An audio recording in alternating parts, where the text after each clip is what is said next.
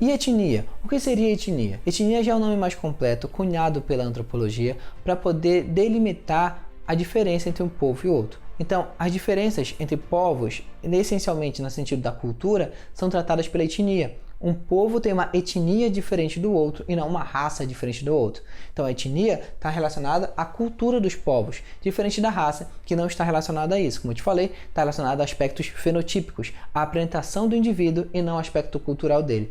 Não importa necessariamente, quando eu falo de raça, o que o cara faz ou que tipo de cultura ele assemelha. É claro que quando eu começo a associar elementos da raça ligado à cor, eu acabo comprando alguns elementos culturais. No Brasil, por exemplo, as religiões de Umbanda e Candomblé são associados à cor da pele negra porque pessoas negras praticam. Mas o racismo está associado diretamente não à formação cultural desses povos, e sim à pele deles. É pelo fato de eles serem negros que essas cores são discriminadas e não o inverso. Então não confunde raça associada a aspectos fenotípicos e etnia relacionada à cultura. Mas antes do surgimento da antropologia, nesse período da pré-antropologia, ou seja, antes da formação dessa ciência como um todo, a cultura era vista, como eu te falei, de uma maneira um pouco diferente. Nesses estudos eu preciso entender o contato dos povos europeus com esses povos novos que eu já citei anteriormente. Então vamos tentar entender nesse período pré-antropológico como é que a cultura era vista e quais são os problemas causados por esse tipo de olhar. Primeira ideia que eu tenho aqui para você é a ideia do canibalismo, né? Afinal, o que esses indivíduos estão fazendo nessa foto que eu estou te mostrando na tela? É canibalismo ou um ritual antropofágico? Você sabe o que é um ritual antropofágico? Ritual antropofágico é um ritual que é feito para poder se apropriar das virtudes, das qualidades de um indivíduo.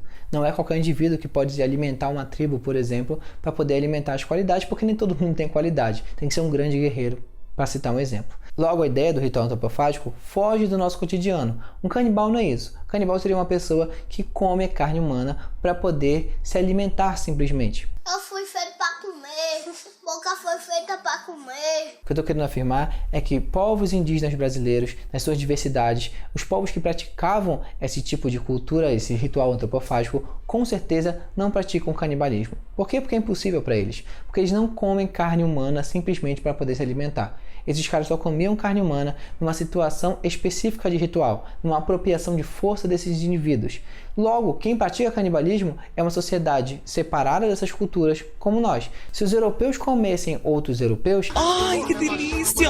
Eles sim estariam praticando canibalismo. Logo, essa cena não reproduz um ritual canibal, e sim um ritual antropofágico. Mas não é essa leitura que os povos europeus vão ter no século XVIII. A gente vai ter várias cartas, por exemplo, traçando detalhadamente como os povos eram terríveis, como eram animalescos e como eram canibais. A gente vai ter vários retratos, por exemplo, dessa maneira aqui, em que o ritual antropofágico parece, na verdade, um churrasco.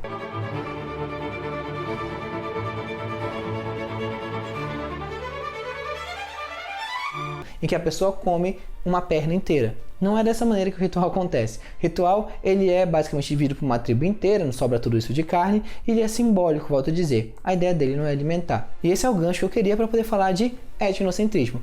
O que é o etnocentrismo, professor? Etnocentrismo é uma visão cultural que entende que apenas uma cultura, a cultura do portador, que está falando, é a cultura correta e que as demais culturas estão erradas em relação a dela. Todas as culturas precisam estar igual a dele, e se não tiverem, estão erradas, estão equivocadas. Logo, nesse olhar, eu tenho apenas uma cultura que é correta e as outras culturas são bárbaras, não são civilizadas. É o olhar típico do europeu no contato com esses outros povos. O etnocentrismo causa graves problemas na humanidade. É graças ao etnocentrismo que ocorreu, por exemplo, o massacre dos índios no território brasileiro. É graças ao etnocentrismo que ocorre a escravidão dos povos negros. É graças ao etnocentrismo que ocorrem guerras e disputas religiosas no mundo antigo.